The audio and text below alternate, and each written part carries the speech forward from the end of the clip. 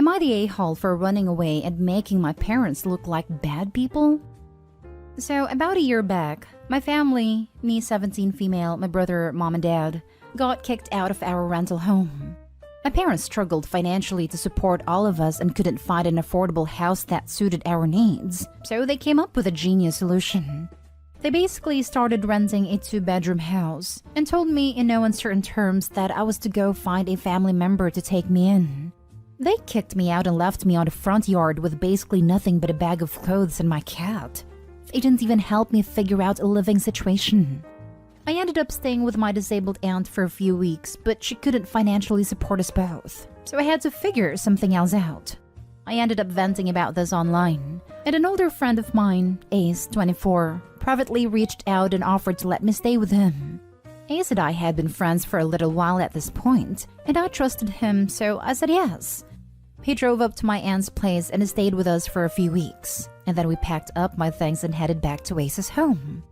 Disclaimer: I know this seems extremely sketchy and in most cases would be, but Ace is chill, and we talk with certain members of my family daily, so he's up to date on literally every bit of drama that goes on in our lives, so no one's really concerned about Ace doing anything. We only live about an hour-ish from my aunt. I'm safe. Please don't call Ace weird or sketchy or anything. He isn't. Anyway, recently one of my cousins got married, and I got invited. I wanted to go, so Ace drove me home and I went to the wedding with a friend. This was the first time since they kicked me out that my parents saw me and they freaked out. My mom grabbed me and started screaming and crying about how worried she was about me, and my dad started yelling at me demanding where I went. This was in the middle of the reception. I told them that since they kicked me out, I left. A lot of distant family heard this and got pissed off at my parents for kicking a minor out of the house, and others for them ruining cousin's wedding. In the chaos of people freaking out over my parents and trying to calm everyone down so the party could continue, I managed to sneak out and go back to Ace. We went home, and ever since I've been bombarded with calls from my parents, another family telling me to go back and stop hanging out with that pervert. I've been refusing and blocking numbers left and right. Also, my cousin forgave me for what happened at her wedding. She said she enjoyed the drama and having the attention off of her while her husband solely blamed my parents for what happened. I honestly think my parents don't actually care about me. If they did, then they would have contacted my school before now about me, or the cops. Or even my aunt who says that they never ever talked about me when they called her. Now for the top comments. Not the a-hole. By the way, your parents can't actually legally throw you out at 17. You could have gone to the cops. And your parents only looked like bad people here because they are. My mom kicked me out when I was 16. I walked to the police station. I was told, she can't kick you out. And I replied that she just did. It was met with another, she can't. I ended up leaving the station because they weren't going to actually do anything. Cops are useless. Yep. My friend's dad randomly started locking him out at 15, so he practically lived at my house. And you're right, the cops can't monitor that stuff and they won't. Not stay home. You did nothing wrong, and so long as you feel safe with Ace and he is helping you, I don't see a problem there. Your people who gave you life are just mad they are now known for not being parents. Not stay home. You didn't run away. They kicked you out. They made that scene because family was asking about you at the wedding and they didn't know how to answer. So when you showed up, they saw it as the perfect opportunity to turn it around onto you as running away to deflect from them kicking you out. They didn't expect you to tell the truth. Their little made-up story to save face didn't quite work out for them. Oh wow. And I was wondering, why did the parents start making a fuss of they're the guilty ones? How sordid of them. Not stay home. You didn't run away. You were abandoned. You were left to figure it out on your own, and their reaction was solely to deflect blame away from them. Rude and disrespectful not only to you, but to the bride and groom. You have no culpability in this situation. You could have gone to the police or CPS, and they could and should have been arrested. Please don't say you ran away. That makes it sound like you had a choice in this situation. You were abandoned and forced by them to find your own way as a minor. My heart breaks for you. When karma comes for them, please enjoy the show. Next story. Am I the a-hole for kicking my brother-in-law's wife out of my husband's wake? My brother-in-law, Andres, married to his longtime girlfriend, Bea, last year. The wedding was held 30 minutes from the city by boat. During the reception, my husband, Dante, collapsed. His brain aneurysm ruptured, and he never made it to the hospital. First day of my husband's wake, Andres and Bea came. Andres had been crying. I noticed how he looked like he hasn't had any sleep. Bea gave me her condolences and placed flowers beside my husband's casket. Andres was always there, only leaving to shower and change while Bea would visit every night. On the fourth night, while I was making myself coffee, Bea approached me and started telling me how terrible things had been. Dante dying on the most important day of her life. I told her how devastated I was. We have always been careful since the day we found out about Dante's aneurysm. He quit his job as a physics teacher at our local high school 3 years ago. We visit our GP regularly just to make sure that everything is going well. Bea cut me off and asked me, "So you mean you knew about the aneurysm?" I told her yes, and that he had been taking medication for it. She said Andres never told her about it. She continued saying it was reckless of us to dance and drink when we know about Dante's condition. He only had a glass of champagne. I asked her what she means, and she basically told me that had she known about my husband's illness, she never would have invited us to her wedding. She said we ruined her wedding. That after we left the island, the reception was cut short. Andres was so worried to even focus on his new wife. I told her to leave before I forget that she was ever my friend. She didn't listen and continued telling me how expensive her wedding was, and that by ruining it, I owe her half of the expenses. I shouted at her and told her to get over herself. My in-laws heard us and came to stop everything before it escalated. I told her to leave and never come back unless she apologized. My in-laws, who still didn't understand what's happened, told Andres to take Bea home. Both mother-in-law and father-in-law were upset with me for causing a scene in their son's wake.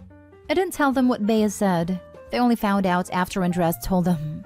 He and Bea had a fight, and they had moved their honeymoon, which was supposed to be a month after we buried my husband. To make the long story short, Bea didn't apologize. Until now, we still haven't spoken. I don't go to family dinners anymore, but I still have a good relationship with my in-laws. I do believe that I have all the right to be angry at Bea, but I also want to make my in-laws happy.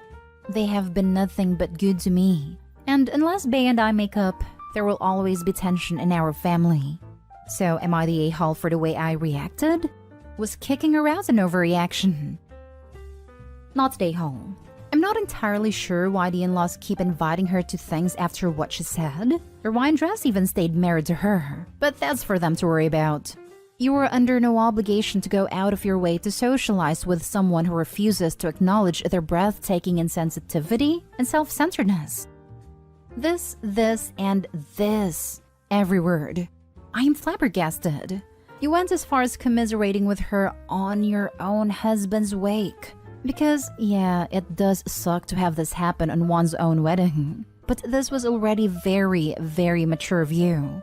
What you got after was just, wow. I especially loved the pettiness of asking for a refund. Yes, like it's okay for Bea to have these thoughts. Emphasis, thoughts. Because grief does weird things to people. And it was her wedding. But you know who you never freaking ever express those thoughts to? The goddamn widow or grieving family. Like, holy crap. Keep it to yourself and or your therapist. And then the part where she asked to be reimbursed. Holy chips. That was so far over the line she's been lost to the sunset. Not today, OP. Look, it's her wedding year and it was completely inconsiderate of Opie to lose her husband during that year. Not today, home. She basically said your husband died on purpose to ruin her wedding.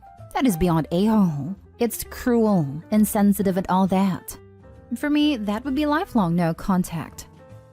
This, my husband's best friend, was meant to be our best man and had been in the hospital for a while. But the morning of our wedding, he passed away.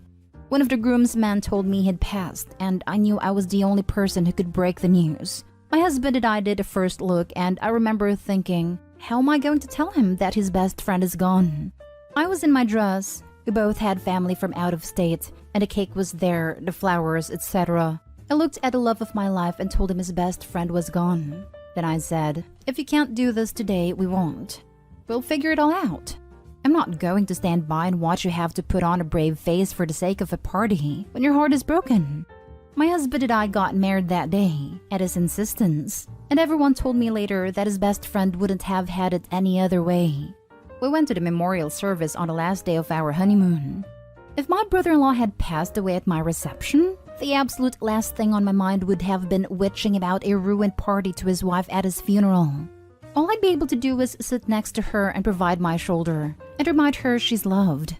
Opie's not the a-hole, but dear God, I can't imagine what her in-laws are thinking. Next story is titled, Am I the a-hole for choosing my twin brother over my wife? I, 27 male, have a twin, Lucas, 27 male. We are very much alike in some things. He loves fitness and so do I. That's why I became a firefighter and is a gym manager. He has a motorcycle, Kawasaki Ninja 300 I'm pretty sure. He was on a closing shift and he got rear-ended by a crappy Ford. He broke his left leg at his collarbone and has a mild concussion. I broke down when I heard this, as he's my best friend. Forward 2 days after the crash, my wife is going to a wedding and I'm her +1. While we were getting ready to leave while she was doing her makeup, my brother texted me from the hospital and for me to please come to the hospital because he really needs comfort and is in pain and stuff. I told my wife about the situation and she yelled at me to not go there because he's a grown man that can suck the pain. I slammed the front door shut, leaving her with our baby, and went on my motorcycle there. I didn't even think. All I could think about is how much of a witch she was then. I stayed with my brother overnight as I had work the next morning. Now, I have been getting texts from her family and friends saying I was an awful husband for not choosing your wife and choosing your brother. I blocked all of them. And now my wife is expecting me to apologize for something that she started, and making me look after our baby as soon as I get from work. I told her I'm not apologizing until you are. I'm sorry, but he is blood related, my brother, and it hurts me to see him in that state. So, am I the a-hole? Now for the comments. Maybe after the divorce, you and your brother can get bunk beds. Fun! You're the a-hole. So you ain't even gonna bring up the fact that she said that he could suck up the pain and that she thought a wedding was more important than supporting a family member in need. It was 2 days after the crash. There was no immediate threat. The twin just wanted comfort, and they had a prior obligation. I'd be mad too. The brother wasn't in any life-threatening scenario where going to a wedding would cause Opie to miss anything. Especially as it sounds like the wedding was local. Not any overnight or anything. So yes, Opie's the a-hole all around.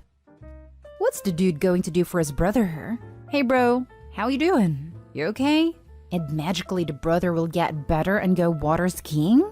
You're the a-hole. It sounds like you didn't want to go and this was a perfect excuse. Have you ever heard of this amazing concept called emotional support? Dude just got into a major accident that probably scared the absolute crap out of him, and is now alone at a hospital in pain. Opie shouldn't have left the way he did, although I understand being angry at that rather heartless comment she made. But if my sister was in the same situation, I wouldn't be going to a wedding instead of going to comfort her. I would expect my wife to understand that, and I know for a fact that my fiancé would understand. You don't visit people in the hospital because you can fix it. Also, if he just wanted an excuse not to go, he wouldn't wait until his brother asked for him when he was already about to attend. Or are you suggesting he asked his brother to call him at that moment, like he was a friend getting him out of a bad date?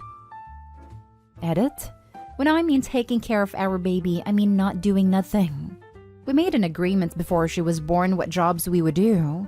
Example, she does the feeding and the nappy changing, and I feed her at night and put her to sleep. I'm not a bad father, I'm just a witch sometimes, and I get I overreacted and shouldn't have left. So, yeah. Now for the last story, am I the a-hole for telling my coworker she got what she paid for? So I, 20 female, work with this woman, Julia, 25-ish female, not her real name, and she recently got engaged. A group of us were talking in a break room, and Julia was complaining about how she wanted engagement photos, but professional photographers were too expensive. One of our coworkers then mentioned that I got a really nice camera as a Christmas gift, and that I could probably take pictures for them.